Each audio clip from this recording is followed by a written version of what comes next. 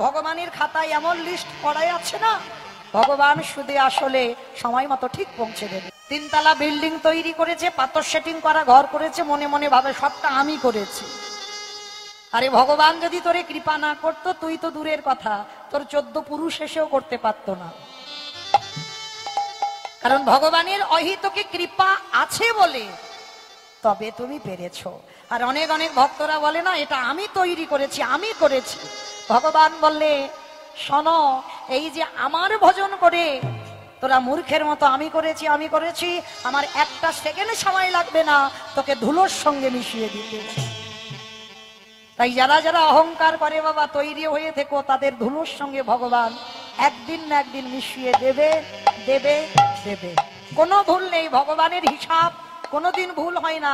ভগবানের খাতায় এমন লিস্ট করাই আছে না, ভগবান শুধু আসলে সময় মতো ঠিক পৌঁছে দেবে।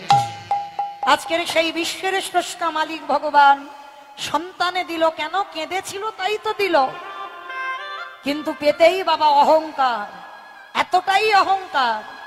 সবাইকে ডেকে ডেকে যখন বলছে, ভগবান দৈববাণী করল, মোহিনী মোহিনী, সন্তান চেয়েছো তাই দিলাম, তবে তোমার যখন এত অহংকার, তোমার যখন এত গর্ব, আমি তোমাকে বলে রাখলাম, এ সন্তানের জন্ম তুমি দেবে, এ সন্তানের জননী তুমি হবে, কিন্তু মনে রেখো এই সন্তানের মুখ দর্শন কোনোদিন তুমি করতে পারবে না। মোহিনী বলে উঠলেন, কে তুমি? আমি গর্ভে ধারণ করলাম, আমি ওর জন্ম দেব, আর আমি ওর মুখ দেখতে পাবো না? বলে না, মা হবে, সন্তান ভূমিষ্ঠ হবে, কিন্তু মুখ দেখতে পাবে না। কিমা জগতে অনেক মায়েরা হয় না, সন্তান জন্ম দিতে গিয়ে চিরজন্মের মতো চলে যায়। মনে রাখতে হবে, কর্মফল কোনোদিন কাউরের ছাড়বে না। সে আমি বলো তুমি বলো, কোনোদিন এ জীবনে কর্মফল কাউকে ছাড়ে না। তো আজকের মোহিনী বুঝতে পারলো না কে অভিশাপটা দিয়ে চলে গেল। দেখতে দেখতে 10 মাস 10 দিন ভগবান মনে মনে ভাবলো, তোর বড্ড অহংকার ছিল। 3 রাত 3 দিন কিছু খেতে পাইনি মোহিনী। আর যখনই 3 রাত 3 দিন কিছু খেতে পাচ্ছে না, এত কষ্ট, এত জ্বালা, এত যন্ত্রণা, হীরা চণ্ডাল এসে বলছে, মোহিনী মোহিনী, আমি বুঝি, আমি জানতে পারি তোমার বড় কষ্ট হচ্ছে।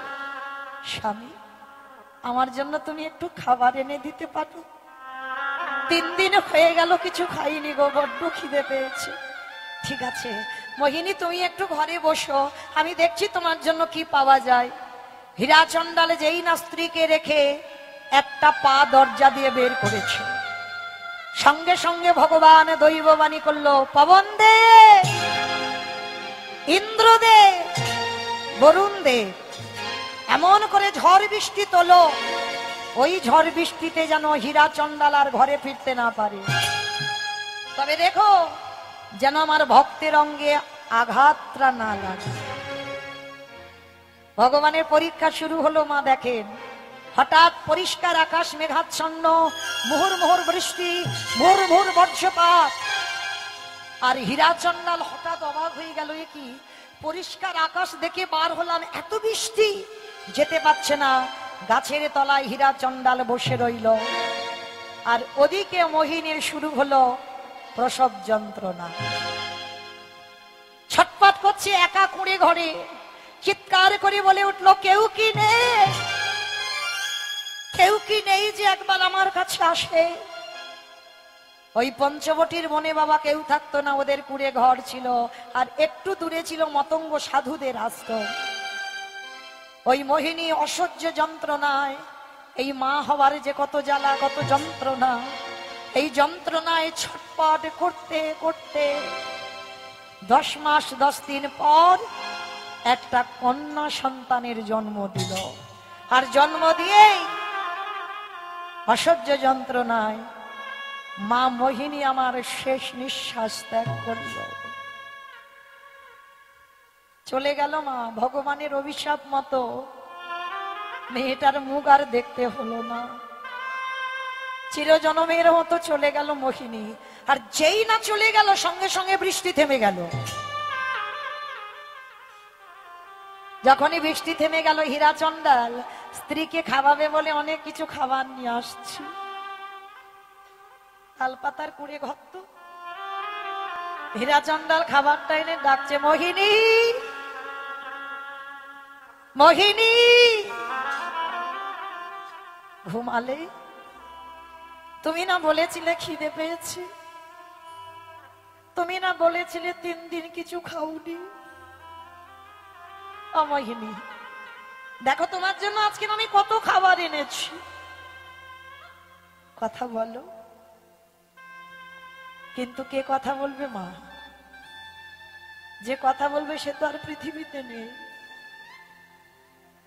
হীরাচন্দাল দরজাটা খুলে দিয়ে দেখে না স্ত্রী শয়নে আছে, পাশে একটা ছোট্ট ফুটফুটে মেয়ে। কোনদিন তো বাবা বালা সন্তান দেখেনি, ছুটে গিয়ে মেয়েটাকে আগে কোলে করে তুলে নিয়েছে। মোহিনী মোহিনী, তুমি বলেছিলে না তোমার মাথায় একটা কন্যা সন্তান হোক, দেখো ঠিক যেন তোমার মতো হয়েছে, একবার দেখো আমার দিকে। এত কথা বলে যাচ্ছে, মোহিনী কোনো সাড়া দিচ্ছে না। আর যখনই সাড়া দিচ্ছে না মা, অঙ্গটা স্পর্শ করে দেখে অনেকক্ষণ আগে মরে গেছে, দেহটা শীতল। নাসিকায় হাত দিয়ে দেখলো নিঃশ্বাস পড়ছে না। হীরাচন্দাল চিৎকার করে বলে উঠলো, দয়া মা, দয়া।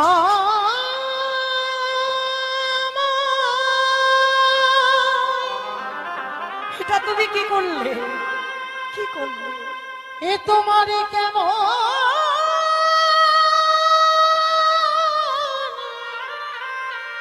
কেমন লীলা,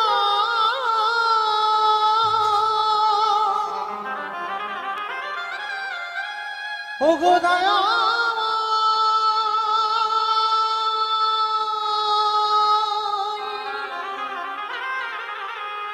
ও গো কৃপা,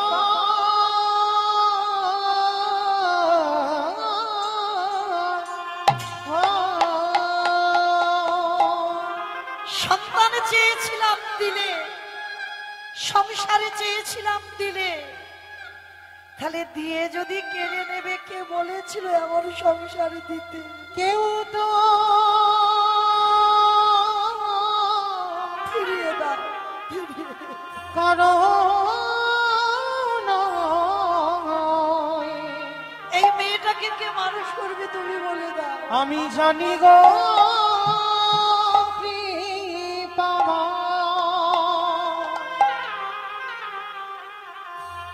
মিছে ভাবে মায়া এই সংসার,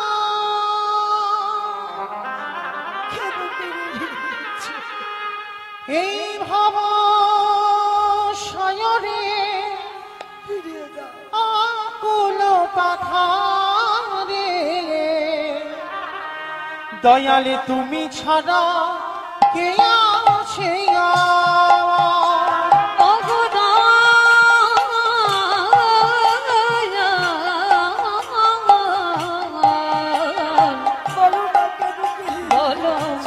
তুমি ছাড়া কে আছে?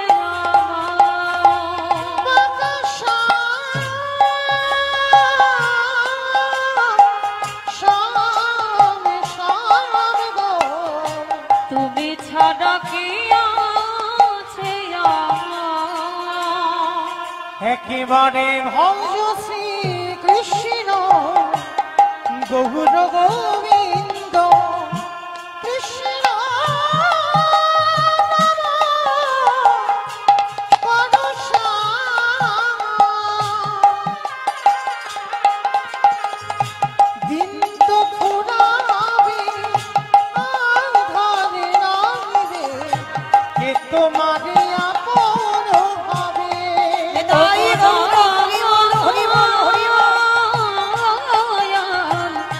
তুমি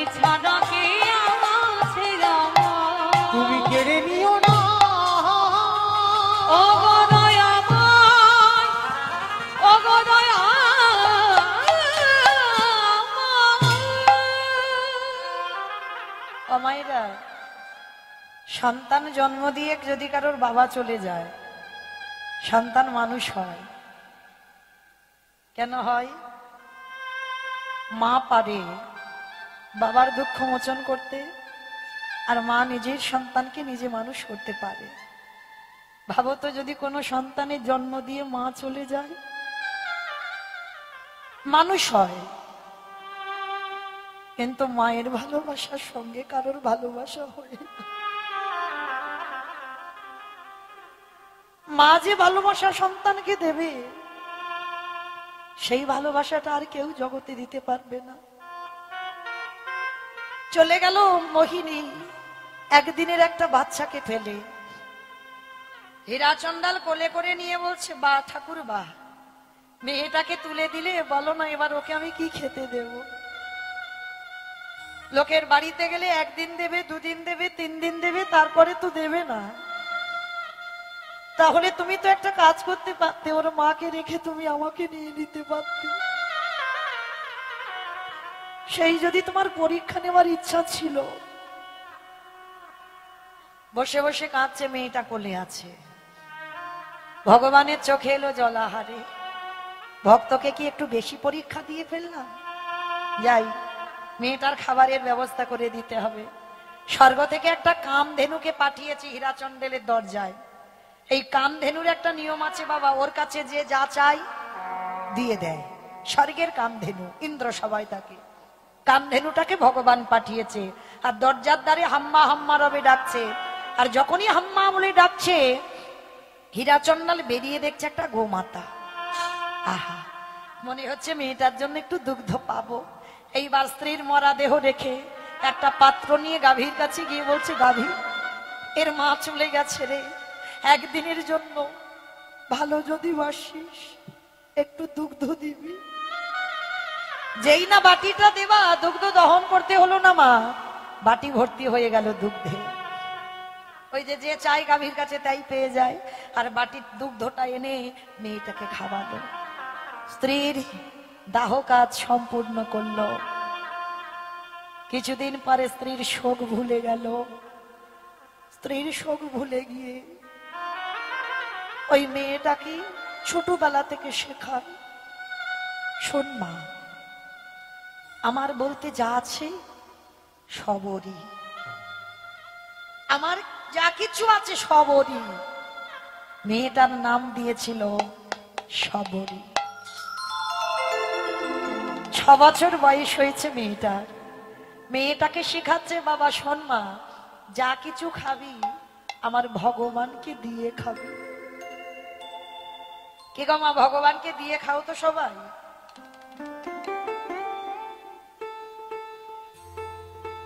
সবাই খাই না, কিন্তু ভগবানের কাছে সবাই যখন ডালা দিতে না পারেন, যা কিছু খাবেন একবার বলবেন ভোজনে চ জনার্দন।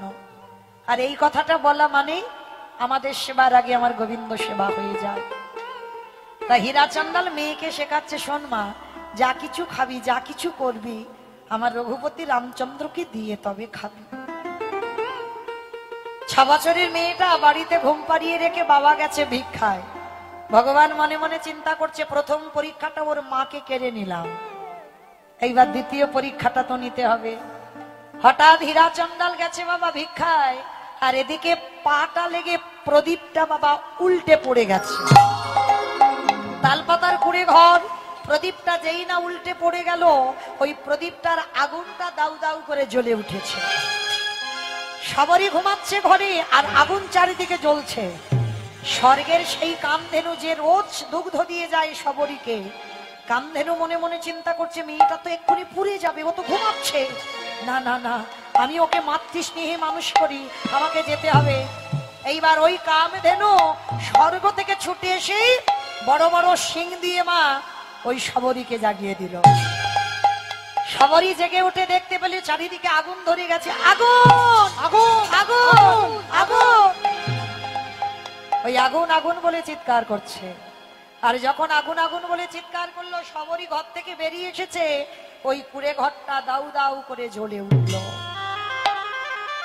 আর ওই কামধেনুটা সবরীকে নিজের পেটের ভিতরে গাভীটা নিজে উদরের তলায় শবরীকে আঁকলে রেখেছে। আর হীরা চন্দাল তো জানে না, চাল ডাল যা কিছু পেয়েছে মা ধুকুরি করেই আজকের ঘরে ফিরছে। আর মনের আনন্দে একটাই কথা, ওগো ভগবান তুমি এখনো কেন গো নীরব হয়েছ? তোমার সৃষ্টি তোমার বিধান মানে না কে ভগবান। ওগো তোমার সৃষ্টি তোমার বিধান মানে না কে ভগবান। ওগো ভগবান তুমি এখনো কেন গো নীরবে হয়েছ আজ? ওগো তোমার সৃষ্টি তোমার বিধান মানে না কে ভগবান। ওগো তোমার সৃষ্টি তোমার বিধান মানে না কে ভগবান। তুমি সুখী জনার কর সুখী,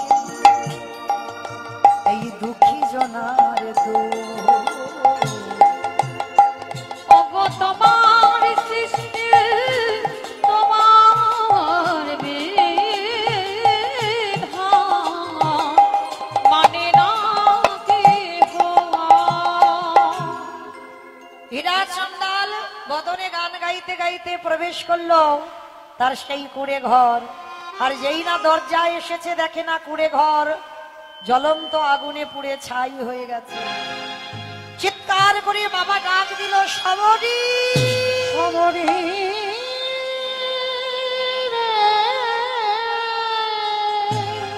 সবরী সবরী। ও প্রথমে তুমি আমার স্ত্রীকে কেড়ে নিয়েছো, তারপরে তুমি আমার এই ঘর কেড়ে নিয়েছো, তারপরে তুমি আমার সবরীকে কেড়ে নিলে। ঠিক আছে, এইবার আমার পালা তো, আমাকে কেড়ে নিতে হবে না, আমি আসছি তোমার চরণে। হীরা চন্দাল আত্মহত্যা করবে বলে ছুটতে ছুটতেই ওই সরুজ নদীর জলে ঝাঁপ দিতে যাবে।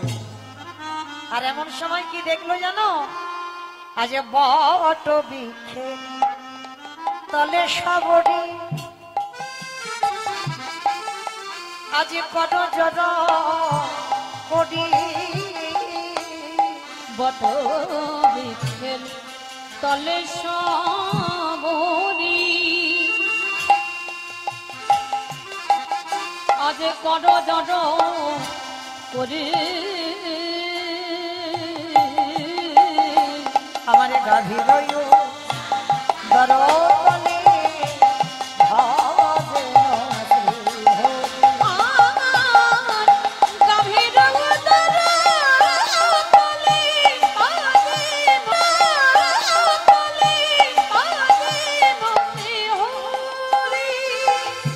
সবরই কর যদি দেখো না সদাইয়াকে মনে